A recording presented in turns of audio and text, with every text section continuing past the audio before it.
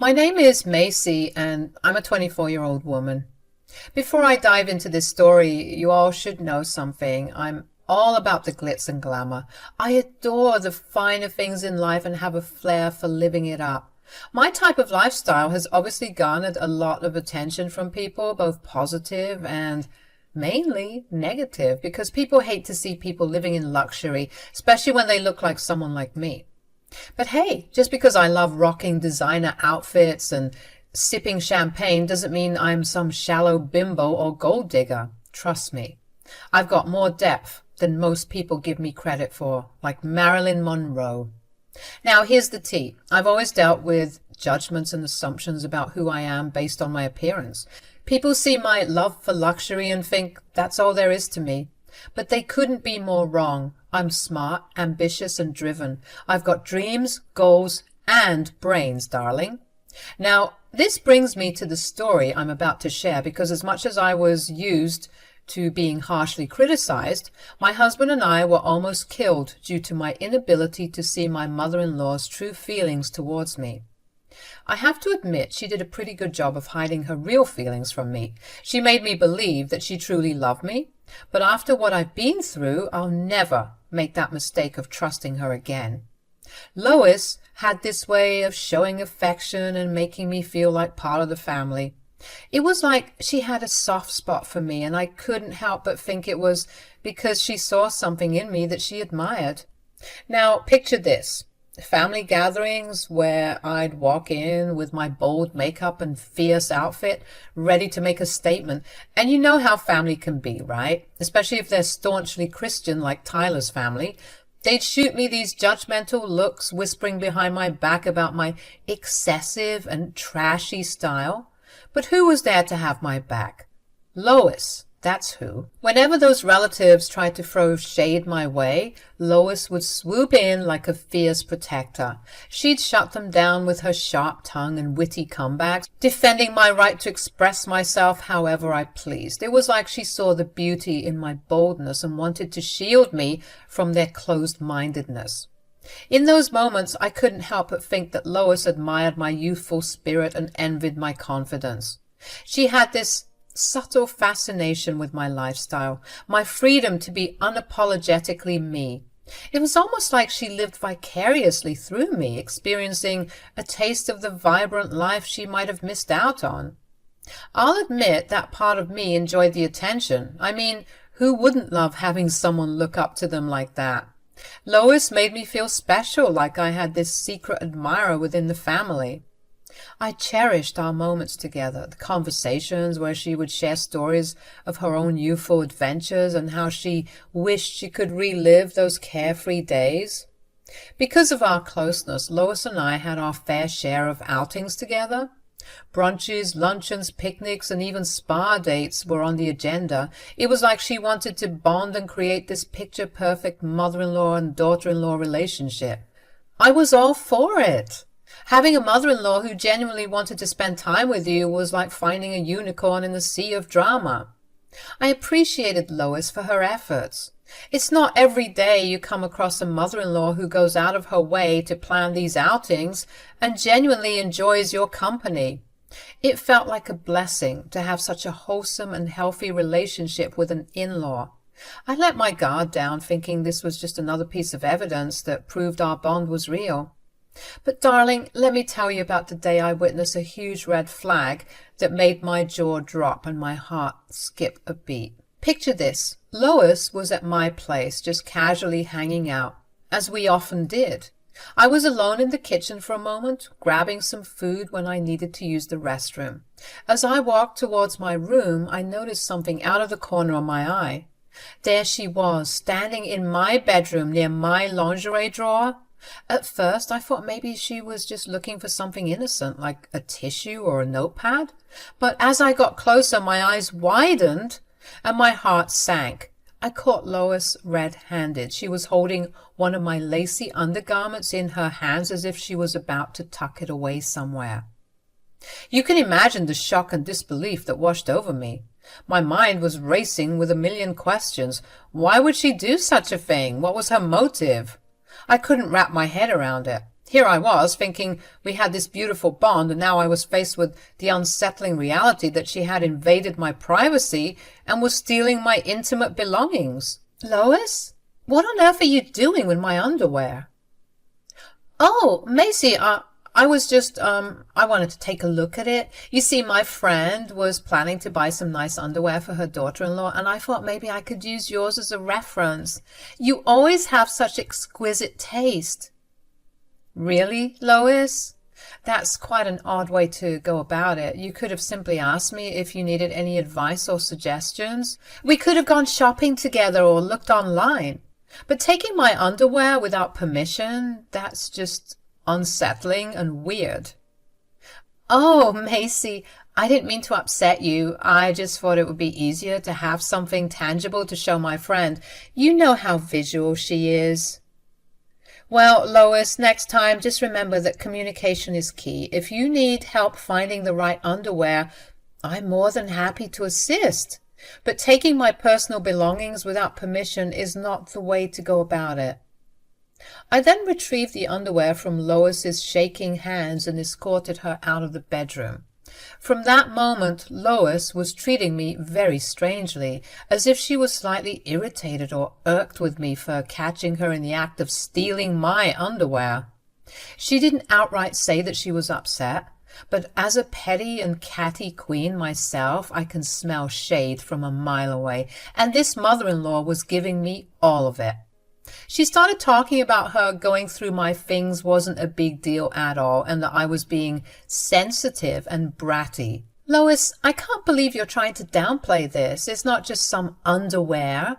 It's my personal belongings, and I have every right to feel uncomfortable when someone goes through my things without permission. Oh, come on, Macy. You're being overly sensitive about this. It's not a big deal. You should really grow up. Lois, it's not about being sensitive. It's about respecting boundaries and personal privacy. I thought we had a good relationship, but this behavior is making me question that. Fine. If you're going to blow this out of proportion, maybe I should just leave. I can't believe you're making such a fuss over a little misunderstanding. Before I could even stop her, she huffed and puffed her way out of my home, slamming the door behind her. Later that night, when Tyler arrived home from work, I mustered up the courage to share what happened earlier in the day. Tyler, something really strange happened today with your mom. I caught her going through my underwear drawer without permission. When I confronted her, she tried to brush it off as if it was nothing. Wait, what? That's really weird. Why would she do something like that? She said she was doing it as a favor for a friend who wanted to buy some underwear for her daughter-in-law. But it sounded like a half-baked excuse to me. It made me extremely uncomfortable. I tried to talk to her about it, but she just got defensive and left in a huff. I can't help but feel like something isn't right. I get you, babe. Maybe she's just going through some strange phase or something. Could be a sign of her growing older or becoming a bit unpredictable. I don't think so, babe. I spent a lot of time with her, and she seems fine. Well, I mean, you never know, right? Mental deterioration has to start somewhere. Maybe it started today.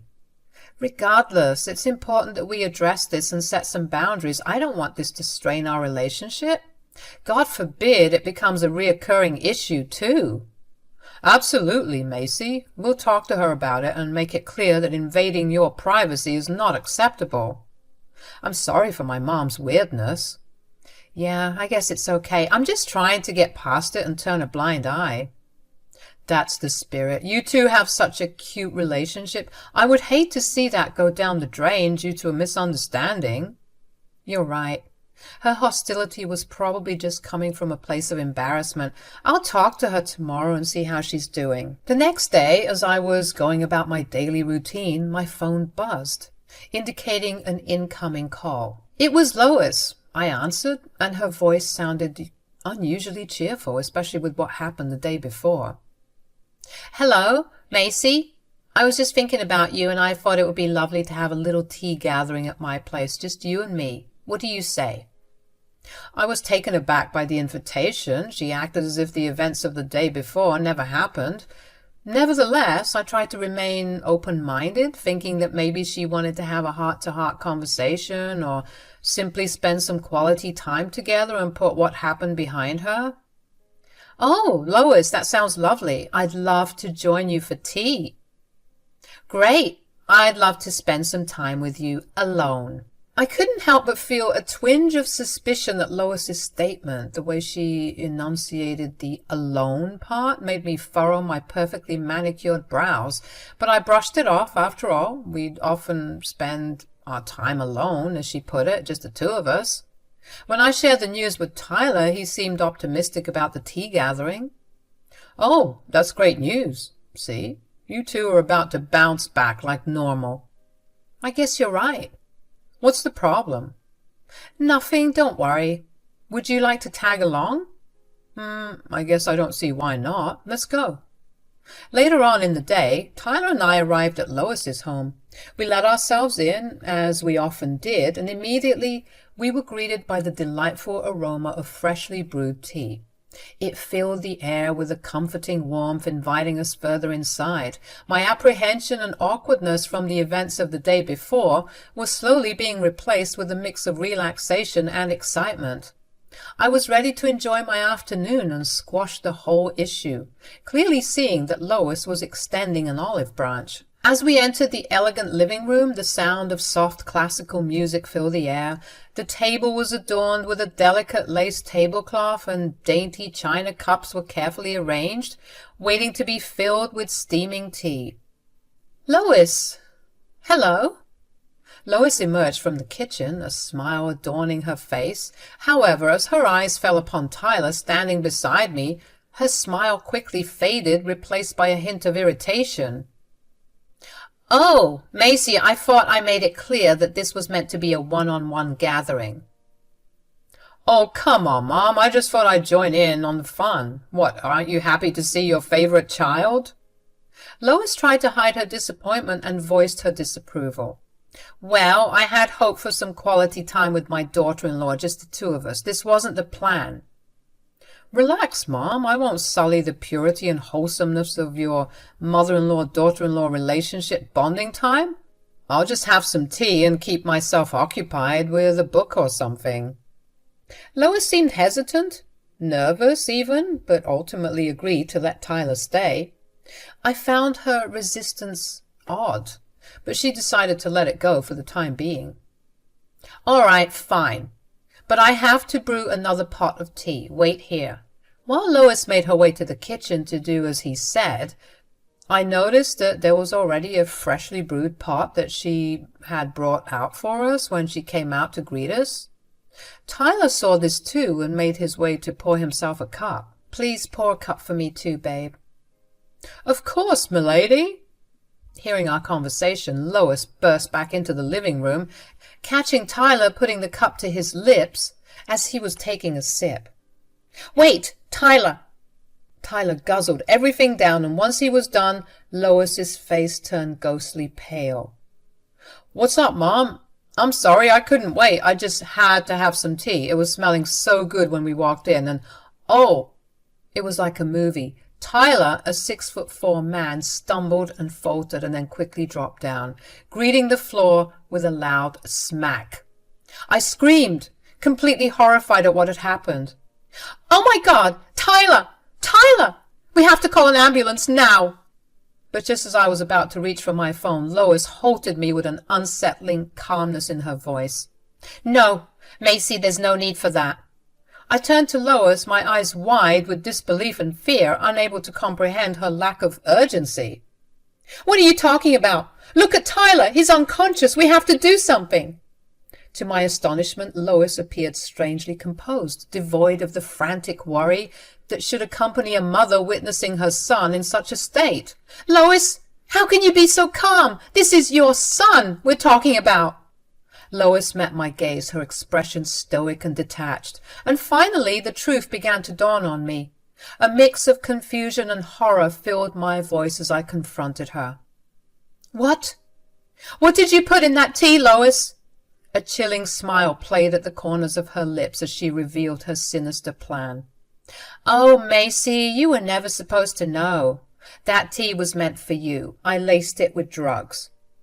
I staggered backward, unable to comprehend the enormity of what she had just confessed. What? Why? Why would you do such a thing? What could possibly possess you to target me? Lois's eyes gleamed with a twisted satisfaction as she revealed her dark motivations. You see, Macy, I never saw you as anything more than a gold-digging bimbo. I believed Tyler deserved better. I wanted to protect him from your influence. This was my way of showing him that. My mind reeled, struggling to grasp the depth of her deception and malice. The woman I had believed to be my loving mother-in-law was revealing herself to be a manipulative and dangerous adversary. Wow! So you're just like all the rest, huh? I thought you loved me. Lois's cold laughter filled the room, amplifying the gravity of the situation. Loved you? I despised you. I always have. I just wanted to get in your good graces so that no one would suspect it was me once I offended you. I couldn't believe what I was hearing. What on earth had gotten into that lady? Tyler's right. You're going crazy. That's why you tried to steal my underwear yesterday. Me? Crazy? Don't be ridiculous. Well, I suppose the cat's out of the bag now. I'll tell you why I was getting your underwear. Lois's true intentions behind stealing my underwear and drugging the tea unfolded with sinister clarity. She confessed that her foray into spiritualism and black magic led her to believe that harnessing elements of youth from others would grant her eternal vitality. Stealing my intimate belongings was part of a dark ritual, an attempt to tap into the essence of my youthfulness. When her initial plan failed, she resorted to luring me to her home, drugging the tea with the intention of extracting some of my youthful energy for herself. That's why she wanted me to come alone, and that's why she was irritated to see her son, because the tea he drank was intended for me. Lois's chilling confession unveiled the sinister depths of her intentions. I struggled to process the twisted motives that drove her actions and the darkness that resided within her. You're out of your mind, Lois. You wanted to steal my youth? Perform black magic rituals? This is pure insanity. Lois, however, responded with a disturbing laughter that sent shivers down my spine. Oh, Macy, you don't understand. I've delved into the forbidden arts of spiritualism and black magic. I desired power and eternal youth, and your constant display of youthfulness only served to torment me. It was unjust for you to flaunt what I had lost. This is madness, Lois. You need help. Professional help. What you're saying is beyond comprehension. But Lois's laughter continued, growing more unhinged, as if she reveled in her twisted desires. You see, Macy, the darkness has always resided within me. You were just too blind to notice, but now it's time for you to witness the true depths of my nature. A shiver ran down my spine as I watched her face contort, her features distorting into something malevolent and sinister. It was as if her true self was finally emerging beneath the facade. My heart raced as I ran outside, desperately screaming for help. I dialed 911, tears streaming down my face as I frantically explained the terrifying situation to the operator. The seconds felt like an eternity until I saw some neighbors rushing towards me, their concerned faces offering a glimmer of hope. Relief washed over me as they quickly grasped the severity of the situation after I briefly explained what was going on with my crazy mother-in-law. Lois emerged from the house, her face twisted with a mixture of anger and desperation. The neighbors formed a protective shield around me, ensuring my safety until the police arrived. I watched as they approached Lois, who had wielded a knife and swiftly placed her under arrest. The realization that my own mother-in-law had orchestrated such a dark and dangerous plan left me trembling with fear and disbelief. In the aftermath of the chaos, Lois was admitted to a psychiatric hospital where she was evaluated due to her absurd explanations. When Tyler finally woke up in the hospital, I could see the fury and devastation in his eyes as I recounted the shocking events that had unfolded. He struggled to process the betrayal of his own mother, unsure of how to navigate the complex range of emotions he now faced. Our world had been shattered, and we were left grappling with the aftermath of Lois's unthinkable actions. Despite her deranged state of mind, Lois was deemed fit to stand trial. The justice system took its course, and she was sentenced to prison, losing everything that had once held value to her. The trust and love she had once shared with her son and me were forever shattered, leaving a void that could never be repaired. That day marked the end of our relationship and the beginning of a long and painful healing process, as we sought to rebuild our lives in the aftermath of this harrowing ordeal. Yep. So that's my story, you guys. I was the girl who almost got hexed by my deranged mother-in-law. If you ever feel like you're safe from the clutches of toxicity that seem to be an ever-present theme with mother-in-law, daughter-in-law relationships, I urge you to think twice about that, because I thought everything was fine between us, until I learned that she's a psycho. I guess the sobering note in all of this is my poor husband. He's been a wreck ever since his mom went to jail, and I just don't know what to do anymore. If anyone has advice for me, please be sure to let me know in the comments. As for me, I'm more than happy that that wench is in prison. Serves her right for trying to harm me. She got what she deserved, and I'm glad that she's where she belongs.